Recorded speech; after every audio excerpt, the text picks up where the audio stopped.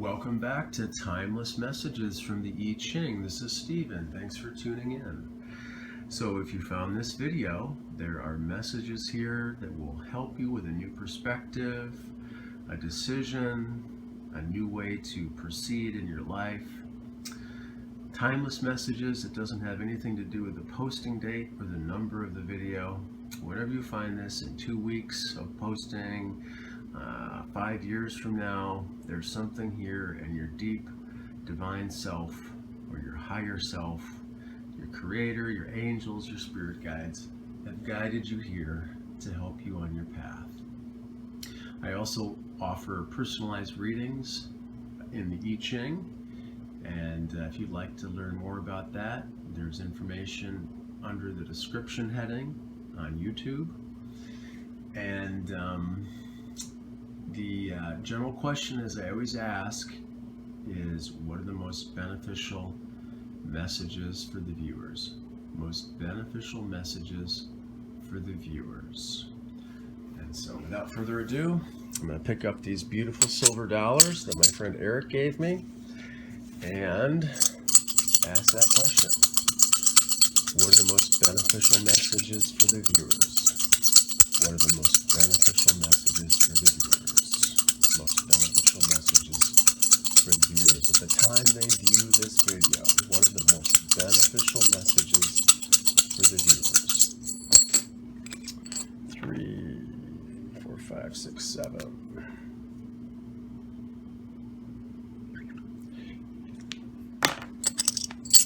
Most beneficial messages for the viewers at the time they find this video. Let's speak to their current situation. What are the most beneficial messages for the viewers? Most beneficial messages for the viewers. 3, 4, 5, 6, 7. Most beneficial messages for the viewers. Most beneficial messages for the viewers. Most beneficial messages for the viewers.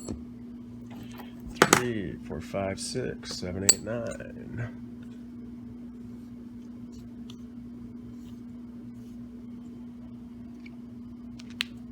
Most beneficial messages for the viewers. Most beneficial message for the viewers. Most beneficial messages for the viewers. Most beneficial messages for the viewers. 3, 4, 5, 6, 7. Okay. Most beneficial messages for the viewers. Most beneficial messages for the viewers at the time they view this video. Speak to their life situation right here and now when they find this video. Most beneficial messages for the viewers. 3, 6, 8. Most beneficial messages for the viewers. Most beneficial messages for the viewers. Most beneficial messages for the viewers when they find this video. To speak through wisdom and guidance into their life. Most beneficial messages for the viewers. Okay, 3, 4, 5, 6, 7. Alright, let's find out what this is all about.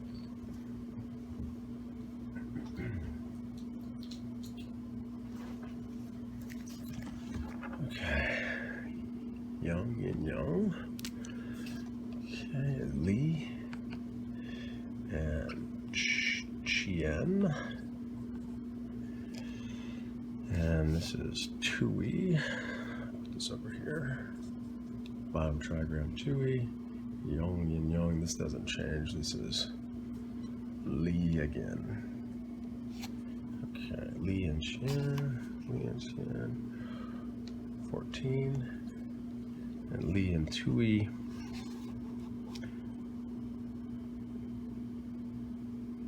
38. 38. Okay. So relax your eyes if you can. Close them. Take some deep breaths. And think about the situation you find yourself in and how this guidance may be applying to that, giving you a new perspective.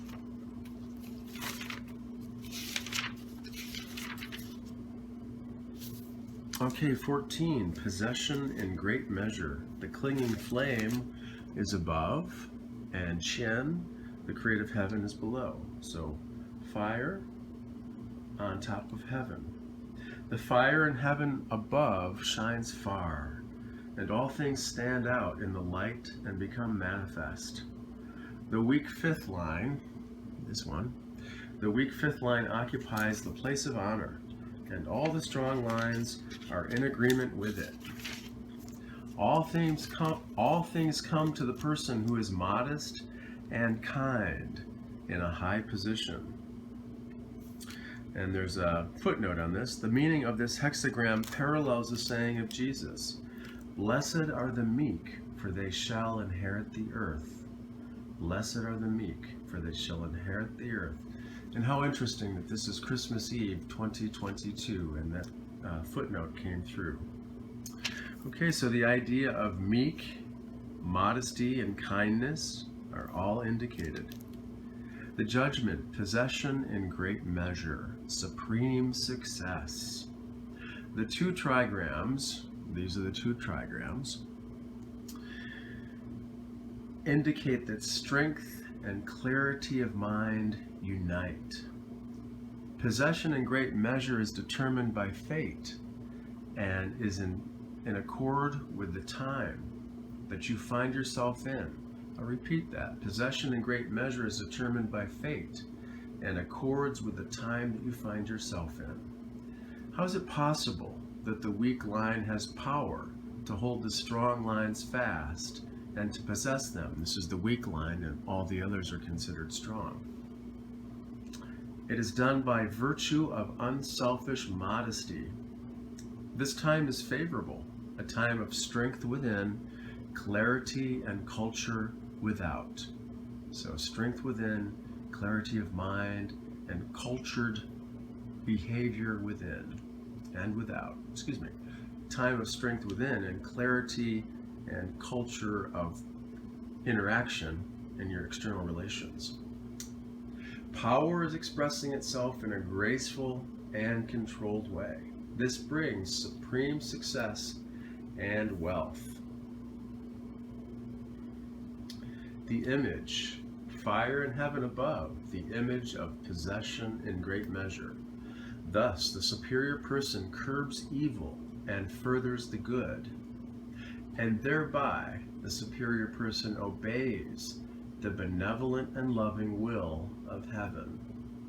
The sun in heaven above, shedding light over everything on earth, is the image of possession on a grand scale. But a possession of this sort must be administered properly. The sun brings both evil and good into the light of day. Humans must combat and curb the evil, and must favor and promote the good. Only in this way does the superior person fulfill the loving and benevolent will of God, who desires only good and not evil. So the changing lines here, 9 in the third place. Let's read about that. 9 in the third place means a prince offers it to the Son of Heaven. A petty person cannot do this. A magnanimous, liberal-minded person should not regard what they possess as their exclusive personal property, but should place it at the disposal of the ruler or of the people at large. In so doing, this person takes the right attitude toward the possession of what they own, which, as private property, can never endure. A petty person is incapable of this. The petty person is harmed by great possessions, because instead of sacrificing them, they would keep them for themselves. There's a footnote here. This offers the same advice about possessions as that found in the words of the Bible. Quote, "Whoever shall seek to save his or her life shall lose it, and whoever shall lose his or her life shall preserve it." That's interesting. We could talk about that in terms of a seed. If a seed is planted in the ground, it has to essentially lose its seed-like attributes and become what it could be. The embryo of the seed is indicated in its whole being, but it must cease being that seed in order to become something greater. So this is, I would think, related to this idea. So to recap on this, possession in great measure, the idea of modesty and kindness are very much emphasized. Also, the time is considered to be very favorable because your inner power is expressing itself in a graceful and controlled way. And this brings about supreme success and wealth. And also, important to remember Jesus' quote, blessed are the meek, for they shall inherit the earth. So if you're meek, if you're humble, not arrogant, not forceful, but if you're humble, then more blessings and opportunities can come to you. So, and the image of this hexagram is the sun in heaven. So, but the sun light brings both good and evil into light, and it's our duty to help the loving and benevolent will of the Creator to promote and favor the good and put down and release the tendency toward evil. So the other idea that's important to remember is that personal property should be at the disposal of the ruler or of people at large, because private property never endures. We only own things for a short period of time. So if we put it at the disposal of people at large or of the ruler, then we're doing a much better service for the Creator. We don't want to have a selfish regard toward possessions, because that would only hurt us and keep us from the success we desire. And that quote about whoever shall seek to save their lives shall lose it, and whoever shall lose their lives shall save it. So, interesting thoughts. So, and this transitions to number 38, hexagram 38. So the first hexagram could be guidance about where you find yourself at right now, the idea of modesty and kindness and being meek. And then the second hexagram, number 38, opposition, is giving a different perspective on your situation, and it can be amplifying or shedding light on the first hexagram as well. So the second hexagram is opposition, the clinging flame above the joyous lake. This hexagram is composed of the trigram Li above, flame, which burns upward, and Tui below, the lake, which seeps downward. So the flame moves upward and the lake moves downward. So these trigrams are actually moving away from each other. So they're not coming toward each other, they're moving away from each other. And this shows the idea of opposition. Their movement is not in harmony. These two movements are in direct contrast. Furthermore, Li is the second daughter, and Tui the youngest daughter. And although they live in the same house, they belong to different men. Hence their wills are not the same, but are divergently directed. The judgment, opposition, and small matters, good fortune. When people live in opposition and estrangement, they cannot carry out a great undertaking in common. Their points of view diverge much too widely. In such circumstances as this, one should above all not proceed hastily, for that would only increase the existing opposition. Instead, one should limit oneself to producing gradual effects in small matters. Here, success can still be expected, but the situation is such that the opposition does not prevent all agreement. So the idea of gradual success in small matters. Gradual. produce gradual effects in small matters. Don't try to take on huge things right now, because that might be way too much. In general, opposition appears as an obstruction, but when it represents polarity within a comprehensive whole, W-H-O-L-E, it has also a useful and important function. The oppositions of heaven and earth, or spirit and nature, or man and woman, when reconciled, bring about the creation and reproduction of life.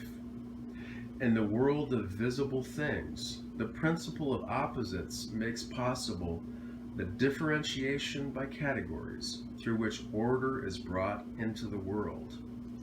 The image above fire, below the lake, the image of opposition. Thus, amid all fellowship, the superior person retains their individuality. The two elements, fire and water, never mingle, but even when in contact, retain their own natures. So also, the cultured person is never led into baseness or vulgarity through intercourse or community of interests with persons of another sort. Essentially, they don't interact with people who are not in the same zone or same vibe as them. Not to say that there's a discrimination effect that's negative, but there is some form of judgment occurring in terms of, well, is this a person that I really should be interacting with? Regardless of all commingling, this person will always preserve their individuality.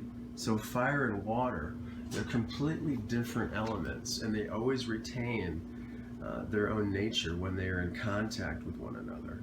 So too, the cultured person is never led into baseness through interaction or community of interests with persons of a completely different sort. They're not going to become like other people just because they're around these other people. They retain their own nature, okay, and they retain their own individuality. So this is an important message, and retaining your individuality and retaining your own nature, and not being led into situations where you're going to lose your individuality or lose your unique nature. That's very important in this hexagram. And also the idea of considering your actions, your words to others. Don't try to take on too much, bite off too much right now, because it's talking about the importance of keeping progress in small matters. This will bring good fortune. One should limit oneself to producing gradual effects in small matters, rather than trying to take on the world or some large, huge project. Okay? And don't proceed in that type of a way, because if you try to take on too much, and you might butt heads with other people and only increase the existing opposition. So this talks about an opposition being present. Could be an opposition between you and another person. It could be an opposition between two different parts of yourself. And so that's a possibility as well. Wherever the opposition is found, it's important to acknowledge it and to tread carefully. And remember that just like the second daughter, Lee, the top trigram, and the youngest daughter, Tui, are sisters, but they live in the same house, but they have completely different perspectives. So that's kind of the situation that's going on here. You may find that you're in a situation with someone that has a completely different perspective than you, and that's creating some friction or opposition. So play down that opposition or that friction and try to emphasize whatever good you can between you and this other person.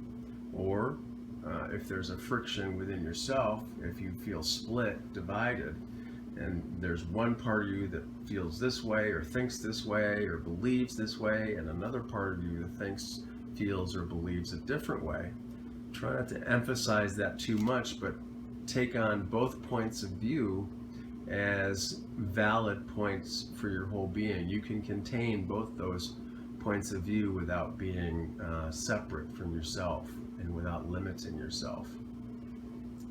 So before ending the reading, I want to put the names of these up here so you've got this on the video as well. So this is opposition.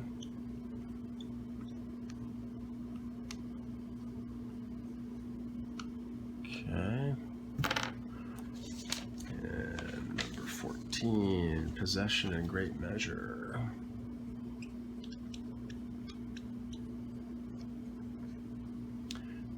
In great measure. The importance of modesty, kindness, emphasizing the good from the first hexagram. So try to be kind, emphasize the good, and the benevolent, loving kindness of the Creator pouring through you. And then opposition comes through and says, yes, of course, continue in that goodness and meekness and modesty, but also be aware of the fact that there are these opposing tendencies either within yourself or between you and another person or a situation. And these tendencies should not be emphasized or expanded. They just should be accepted and take success in small, gradual matters, and you can find success there. An agreement can happen. Opposition doesn't mean that agreements can't occur, but opposition also does mean an obstruction, a blockage. So, but again, the oppositions of heaven and earth, spirit and nature, feminine and masculine, if they are reconciled, they can bring about a lot of goodness, creation, reproduction of life. The principle of opposites makes it possible to bring peace, because accepting both points of view can lead to an expanded state of awareness and acceptance and greater harmony as well. So I hope these messages have helped address whatever it is that you're considering or the situation that you find yourself in currently. And yeah, you might want to listen to this reading again a couple more times and maybe even take a few notes on the important points of the kindness, the modesty, the meekness, and being careful in terms of not trying to push too hard for, great, huge projects or great effects, but be content with small progress and gradual effects, and accepting differing points of view, either within yourself or in regards to a situation or interaction with other people. So I hope this all helps, and thanks again for tuning in, and take care of yourself.